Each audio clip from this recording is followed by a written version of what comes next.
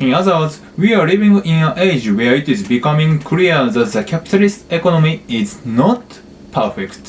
Not perfect. こんにちは。This is Taku Channel. Today I'm going to react to a video of The Cold War by OverSimplified Part 1. Following the previous video on World War II, today I will explain the Cold War from a Japanese perspective. The Cold War tends to focus on the Soviet Union and the US, but it also has a major impact on Japan.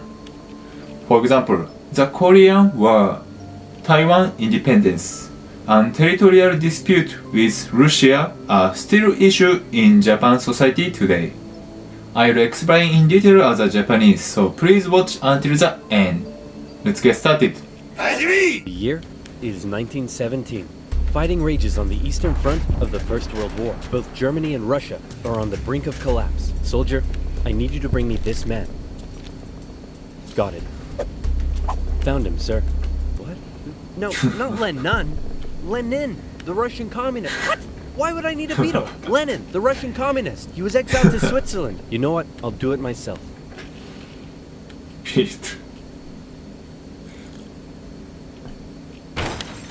Who wants to start a revolution?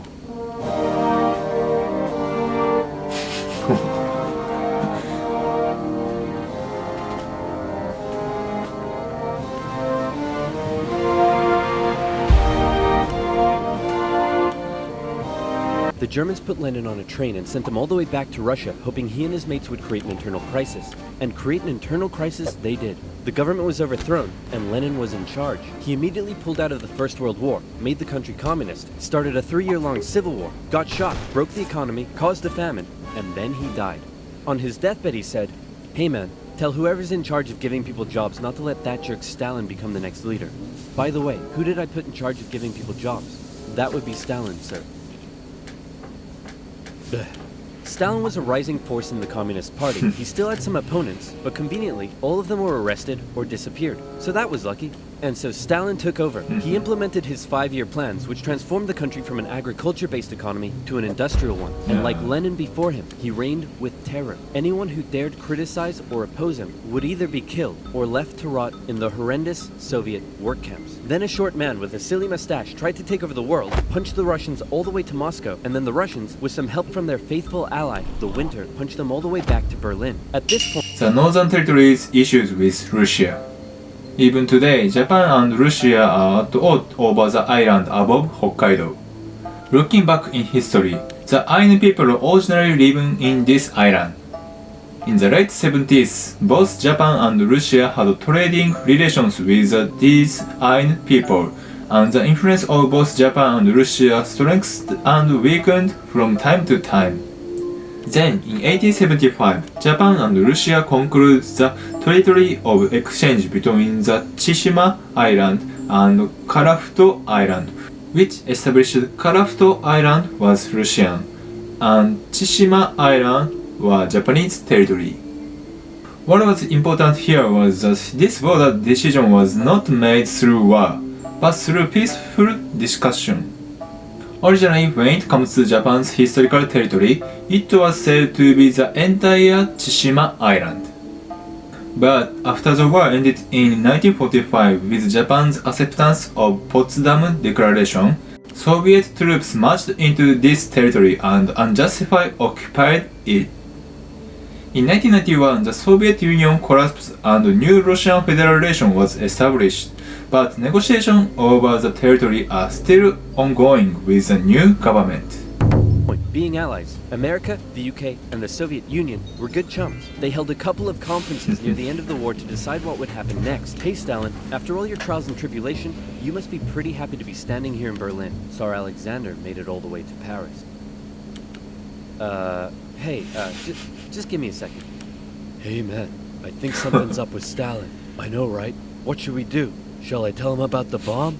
Yeah, tell him about the bomb. That will scare him. So, we got this crazy new big A-bomb that can destroy an entire city in one go. Yes, my spies told me already. Oh wait, I meant to act surprised. Wow, that's amazing. He already knew. How? Am I sure I want to send nuclear secrets via unsecure public coffee shop Wi-Fi? Am I ever? Oh yeah.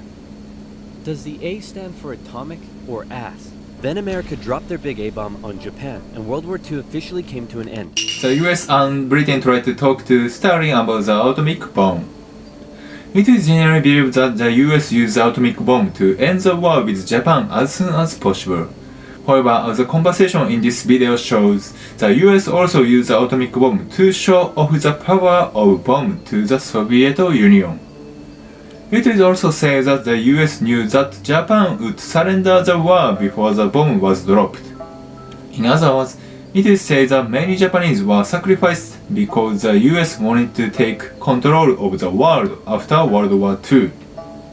Of course, it was Japan's fault for starting the tragic war. Hooray, we won!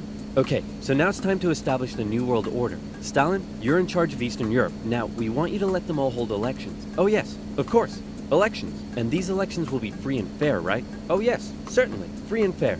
Definitely free and fair. Communist, communist, communist, communist, communist, communist. If that's not free and fair, I don't know what is. Throughout Eastern Europe, Soviet puppet governments were established as a buffer zone between the USSR and the West, with Churchill proclaiming an Iron Curtain had descended across the continent. The relationship between the old allies was deteriorating fast. Over the next few years, the British intervened in the Greek Civil War to prevent a communist takeover. In Turkey, the Russians began demanding more control of Turkey's sea access routes, which prompted the US to send their largest battleship to Turkey for a friendly visit. After World War II, Iran was now occupied by both the Soviets and the British, with an agreement to both pull out once the war was over. The British pulled out. Stalin was like, you know what? I think I might stick around. All in favor of kicking Russia out of Iran?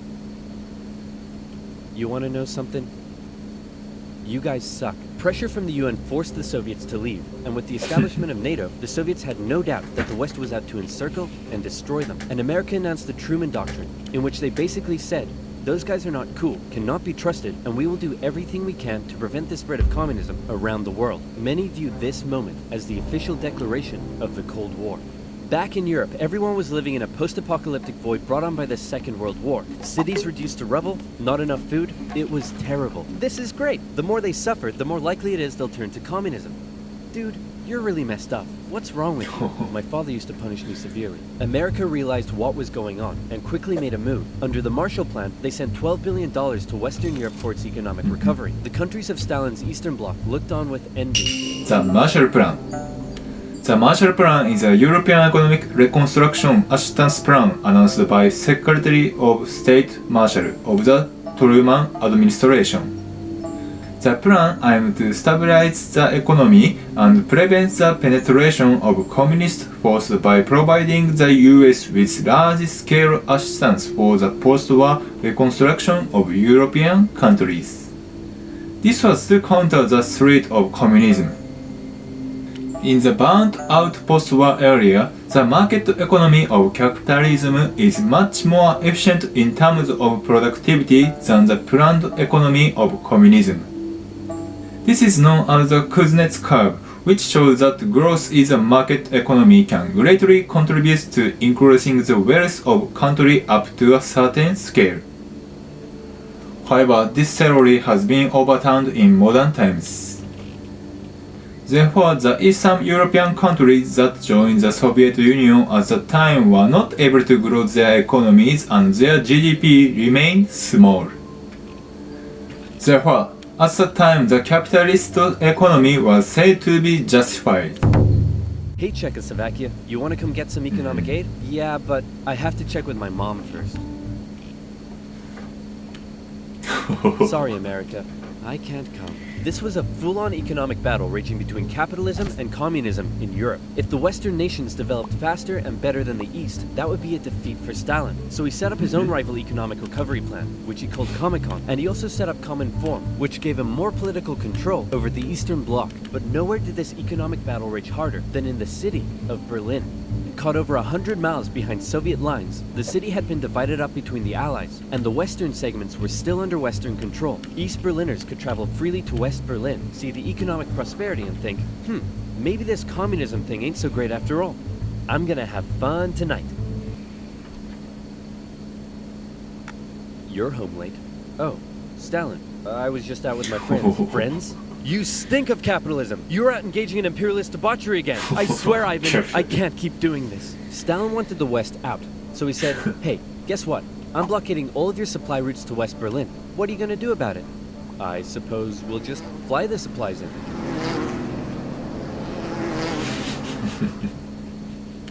Alright, Truman, you in this round. The Berlin airlift was an incredible undertaking and a major success for the Western Allies, and Stalin ended his blockade of West Berlin. His aggressive actions worried the West, but not as much as this did.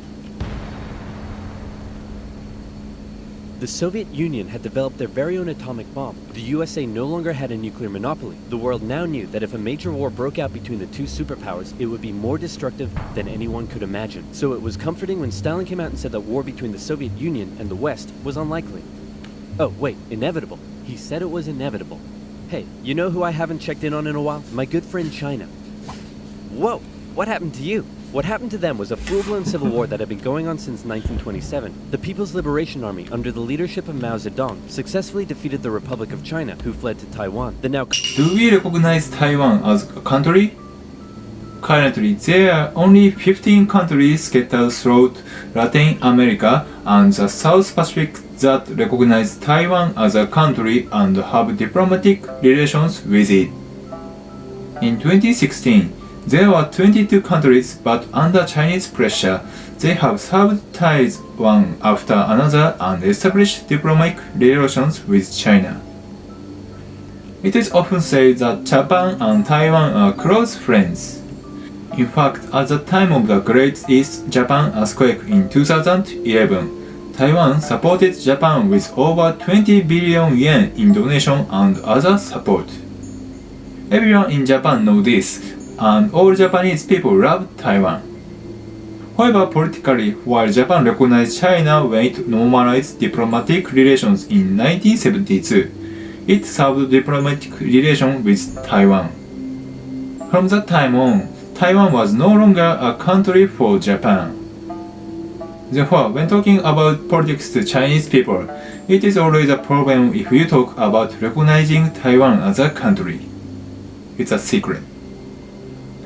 However, I think that current generation of young people is aware that Taiwan and China are two completely different countries.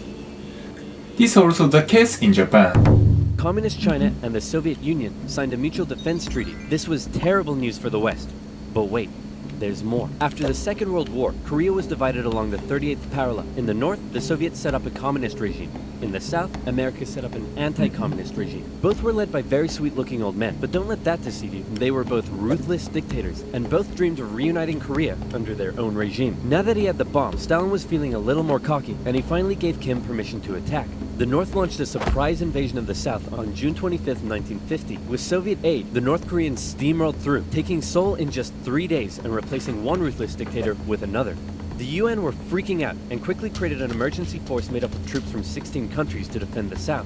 The West still held Busan and made landings at Incheon near Seoul. They pushed the North Koreans out of Seoul, replacing the ruthless dictator that had replaced the first ruthless dictator with the same ruthless dictator that had previously been replaced by the new ruthless dictator.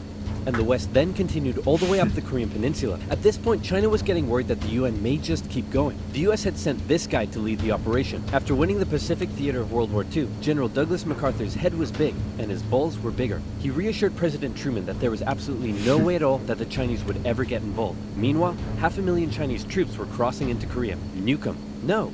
Nuke 'em. No. Ah, come on. You're fired. Why MacArthur was dismissed? MacArthur was considered a hero for bringing victory to the US in the war against Japan. Therefore, it was said that President Truman could not remove MacArthur without a good reason. So why was MacArthur removed? It is said that it was because MacArthur was willing to bomb the former Manchu, which had become a territory of the People's Republic of China, and possibly even to launch an unclear attack. In China's Manchu, there are many industrial and military facilities built by Japan, as well as weapons and ammunition. Therefore, the Chinese military was using these facilities, and they said that they need nuclear weapons to eliminate them. However, Truman thought the operation would lead to an all-out war with China, and he finally fired MacArthur. Then MacArthur immediately accepted the dismissal and left Japan to return to the United States with his family just 5 days later. To the defeated Japanese, MacArthur was a general of enemy army, but during the 6-year occupation after the war, he gradually gained the trust of Japanese people. And when he returned to Japan from America, a crowd of 20,000 people gathered to bid him farewell. For 6 years after the defeat of Japan, MacArthur was the de facto ruler of Japan. That's a good story, right? The US considered the nuclear option, but now that the Soviets also had the bomb, they didn't want to risk all-out global destruction. The communists pushed the West right back almost to the exact same spot they had all started from, and they ended up in a stalemate, where they remained until both sides finally agreed to work towards a peace settlement in 2018. Korean War. This war reminds me of the crash landing on you, 愛の不時着. In fact, this war is very important to the Japanese economy. According to the laws that were established after the war, Japan was not allowed to participate in the war. Never. Therefore, Japan cannot send soldiers to Korea like the US. Instead, we manufactured a lot of weapons to assist the American soldiers. Thanks to this, Japan, which was quite poor at the time, was able to create new jobs and revitalize its economy. In other words, without the Korean War, Japan would not have been the economic superpower that it is today. Back in America, Americans decided they wanted a new president who would be tough on communism, so they elected famed World War II General Eisenhower, who was really hard to draw. It's 1953. Hey Stalin, how you doing? Oh, he's dead.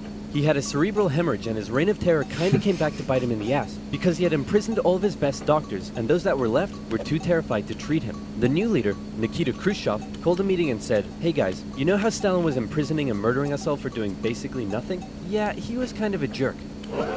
I'm really not sure how this is news to you." Khrushchev went on a campaign of de-Stalinization. Statues of Stalin were taken down, Stalingrad was renamed, and Khrushchev announced that he wanted the Soviet people to be happy and would allow greater freedom in the Soviet Union. So how did that work out? Well, an uprising in East Germany was brutally suppressed, a revolution in Hungary was brutally suppressed, and demonstrations in Poland were brutally suppressed. Although he did finally allow some mild reforms. Back in the Soviet Union, he permitted more cultural expression, but then began banning stuff based on his own personal taste. Modern art looks like a child urinated on a canvas. Banned. Jazz music sounds like the feeling of needing to fart. Banned. Your poetry is really depressing. How could anyone in the Soviet Union be depressed? You're banned. Khrushchev wanted the Soviet people to be happy, but not like that, or that, or that.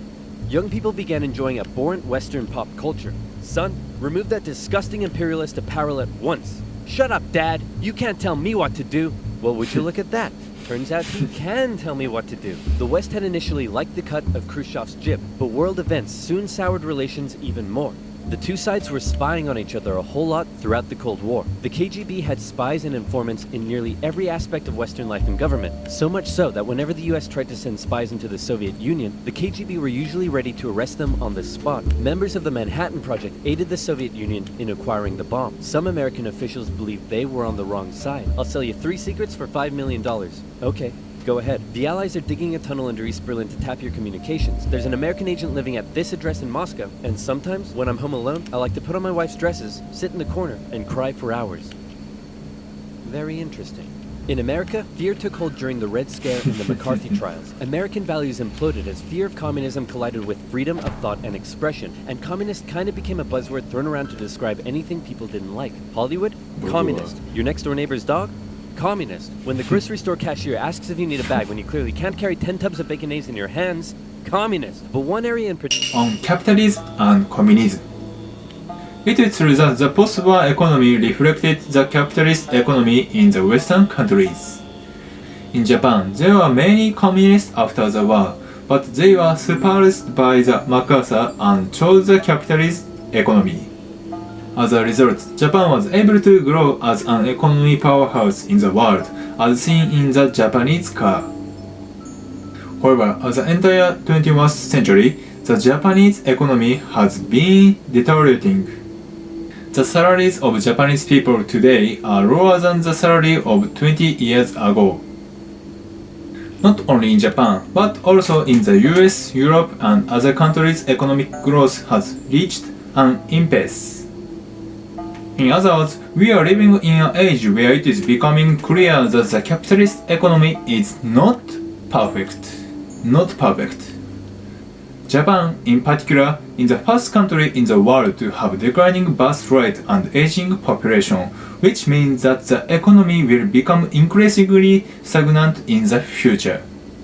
We should aim for a new kind of society that is neither capitalist nor socialist. We really need it. In particular, where the US had an edge over the Soviet Union was in its espionage technology. In particular, U-2 spy planes flew across Russia carrying out surveillance from the skies. There was a nasty incident in 1960 though, when one was shot down and Khrushchev was furious. Who the hell is this? He's a high-altitude weather enthusiast who flew off course. Okay, that sounds plausible. Wait a minute! Why does he have a gun and a poison needle? Because he's a very naughty high-altitude weather enthusiast. But much to America's concern, the Soviet Union appeared to be ahead in the space race. Everyone freaked out when Russia launched the world's first satellite, and then they actually sent a man into space. Even worse, there also appeared to be a missile gap in the Soviets' favor, and Khrushchev was so confident that he even allowed the US to set up a technology exhibit in Moscow, attended by a certain Vice President Richard Nixon. Check this out, we have color TV. Yes, but we've been to space and can obliterate you with our massive nuclear arsenal. Check out this vegetable peeler. Tensions increased further when both sides upgraded their atomic bombs to hydrogen bombs, and after West Germany was allowed to join NATO in 1955, Khrushchev set up the Defensive Warsaw Pact, strengthening the military ties between the Soviet Union and its satellite states. In 1960, Americans decided they wanted a new president who would be tough on communism, so they elected John F. Kennedy. The Soviet Union was advancing its technology, but it was also bleeding its coffers dry, and all of the money was going towards the military, not the people. Life under communism was still as hard as ever, and Berlin remained a thorn in the Soviet side. The contrast between the economically prosperous West and the struggling East was clearer day by day, and East Berliners were still able to freely travel to the West. Now, many of them were deciding to stay there. Millions defected to West Germany via West Berlin, causing Eastern factories to lose workers and taking a heavy toll on the economy. Soviet leaders decided this couldn't continue any longer. First, Khrushchev tried this: leave West Berlin, or else. Or else what? Or else, I'll be really mad at you. Yeah, no, we're gonna stay. Listen, man, West Berlin is ours, East Berlin is yours. That's just how it is. Kennedy felt pretty good about his show of American resolve. But wait a second, did you catch that? Let's replay it. East Berlin is yours. Uh-oh, Kennedy just told Khrushchev that the USA wouldn't interfere in what the Soviets did with their section of Berlin. So Khrushchev came up with a new idea. We're gonna build a wall, and it's gonna be a big, beautiful wall, and it's gonna keep out all the Mexicans. No, sir, that's wrong. It's gonna keep in East Berlin. Oh, sorry. It's gonna keep in all the Mexicans. On August 13th, 1961, Berliners woke up to find their city divided into two, with barbed wire and guards blocking the border between East and West. Over time, a wall was constructed throughout the city. Families were torn apart. Thousands would risk their lives escaping over the wall, and hundreds would die trying. To the despair of Berliners, the West were unable to do anything about it, but the wall did put on full display the failure of the communist system. As Kennedy said, democracy is not perfect, but we have never had to put a wall up to keep our people in. As part of the agreement between the two sides, US diplomats were still allowed to travel to East Berlin, but suddenly, East Berlin crossing guards started giving them the business, and Kennedy was like, nah-uh. In October, the US rolled tanks up to the crossing point at Checkpoint Charlie as a show of strength. The Soviets did the same, and the two were in a standoff. They stayed like that for 16 hours, and the world braced for nuclear Armageddon. Thankfully though, Kennedy called Khrushchev directly and was like, hey man, this is getting way too hot. How about you back your tanks up by an inch and we'll do the same? Sounds good. Okay, how about you back your tanks up by another inch and we'll follow suit? Alright, hey, you want to do another inch? And they both very slowly inched away from the apocalypse. Phew, let's hope that's the biggest crisis of my presidency. It wasn't. It wasn't. It's very informative video again, right? This is all my reaction, the Cold War Part 1. I'd be very happy if you could comment on your country's perspective as well, as it would help me learn. Next time I'll be reacting to the Cold War Part 2, so please look forward to it. Lastly, please don't forget to subscribe my channel and like me. いつもありがとうございます。バイバイ。